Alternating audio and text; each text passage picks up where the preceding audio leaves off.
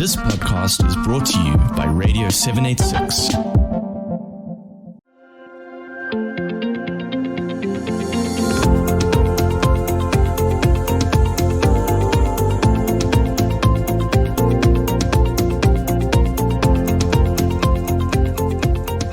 Radio 786, 100.4 FM. This is Legal Hour, and we're in the segment where we look at the Office of Chief Justice, which is the OCJ, and they have partnered with Radio 786 for a weekly radio outreach program.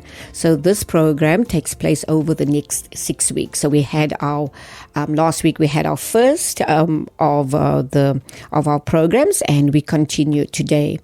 And today we look at the role of a registrar. And to help us understand this, we have Nicola Hanekom, Acting Chief Registrar at the Office of Chief Justice, and Debbie van Eeden at the Office of Chief Justice to help us along. So access to justice is at the core of the OCJ's mandate. As such, it is the organization's duty to ensure that members of the public are aware of the services afforded to them at the superior courts. Public awareness around court processes remains a vital element in ensuring access to justice and the understanding of the role of the superior courts. So today we speak about the role of a registrar, as I've mentioned. And once again, it's an absolute pleasure to welcome Nicola Hanekom. She is the Acting Chief Registrar at the Office of Chief Justice, and Debbie van Eeden of the Office of Chief Justice. Debbie, a hearty welcome. Good afternoon. Good afternoon. Wonderful. Nicola, hello to you and good afternoon. Thank you. Thank you very much for having us again. We're excited to be back. Yes, we had a mouthful last week, speaking of, where you introduced the High Court. So now when we speak of registrar, I don't know, I'm thinking, when I think registrar, I don't know why my mind goes to like a hospital. But yes. I guess there's registrars all over. So let's get an understanding. Yes. Then, Debbie, I'm going to ask you this then. What does being a registrar mean? Okay. Thank you very much for the opportunity. It is important to differentiate between a registrar of the High Court and a judge's secretary, who are often also referred to as a judge's registrars. Okay. The registrar of the High Court primarily is administrative and quasi-judicial functions, ensuring the smooth operations of courts, where they are responsible for the duties such as issuing summonses, warrants, subpoenas, as well as managing court facilities, court schedules, and records. Additionally, the registrar acts as a taxing master. On the other side, a judge's secretary performs administrative functions for the judge and accompanies the judge to court and the right hand of the judge, if you can say that. Yeah. Yeah. Okay. So, Nicola, what does a registrar's role entail? Wat se werk doen hulle? So a registrar's role is very wide. Okay. We at the High Court in Cape Town, we have got 8 registrars in total, and a lot of our functions are similar, but we also do and oversee different sections of the High Court. All of the registrars are involved in quasi-judicial functions, and our quasi-judicial sounds very fancy, but it basically just means that we have some judicial functions. So we, for example, attend to granting of default judgments where it's a liquidated matter. That's another straightforward way of, or another way of saying it, which is more straightforward, is sort of a claim which is easily calculatable. We also issue warrants of execution. So you get many different types, but some examples are, warrants for movable property, which is like a vehicle or items, furniture, things like that you may have in your house.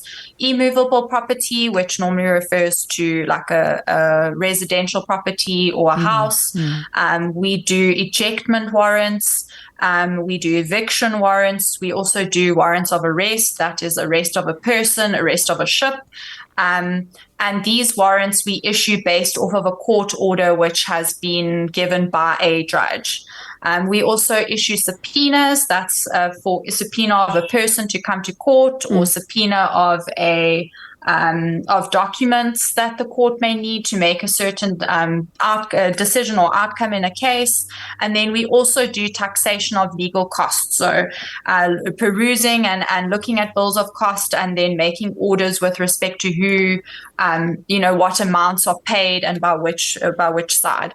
So those are the quasi-judicial functions. And that is something that all registrars normally, that's part of their day-to-day role. And then the registrars also, as I said, work in different sections. So, for example, we have the criminal section, like we discussed last week. We have the civil section. We've got the taxation section. We've got the court, court operations section, which is overseeing the court rolls and who's going to court where. And, there's a lot of things happening in our building, and all of those things need to be organized and arranged. And that's where the registrars come into play. In terms of issuing court documents, the registrars issue summonses, we issue applications, we issue warrants, subpoenas, the bills of costs, those kind of things that I discussed earlier. We maintain the court records, so we ensure that there's proper archiving and that the documents are available. The archiving is very important. We often have people coming back many years later. They're looking for a specific court order, maybe an old divorce order. They now potentially want to apply for their pension. They never kept those documents. And so it's very important that we keep proper records and archive our documents, because you never know when somebody may need those documents. And so we take exceptional care to archive the documents correctly. As I said, we also arrange court facilities, so we make sure the courtrooms are available. We make sure that the recording equipment is working correctly, that are needed for the hearings. We prepare the court rolls, so we make sure that daily operations in the court run smoothly. As I said, we also attend to taxations. The registrar acts as a taxing master. They review and determine the amount of costs that are to be paid by parties in a legal case. They prepare the a la carte, which then says, that if the court order said, okay, well, the plaintiff must pay the costs, then they then go through that bill of costs and tax off certain amounts that may be unfair in a certain situation, or too much. Maybe they've billed too much. They look at those costs and they tax those costs. And then we do also provide administrative support to the judges and make sure that they're receiving their files, that allocation is happening correctly. So yes, the registrars, as I say, we perform we have a high workload, and we perform a lot of different duties in the court. And that's why, especially at a big court like the Western Cape High Court, we've got so many registrars, because we have a lot of operations that need to be attended to daily. I would have thought that's too little, registrars, because the amount of my shoulders are carrying that weight that we just mentioned. Yes, and so if you so we are a team of 8, and yes, we work very hard, and we all take we take immense pride in our job. And at the end of the day, we're public servants, and we want to ensure that this court operates for the community at the end of the day. Absolutely. Thank you so much for that. Yes, this is a legal hour, and we're looking at the role of a registrar. Nicola Hanekom, acting Chief Registrar at the Office of Chief Justice, and Debbie van Eeden at the Office of Chief Justice joining me. Debbie, how does one become a registrar?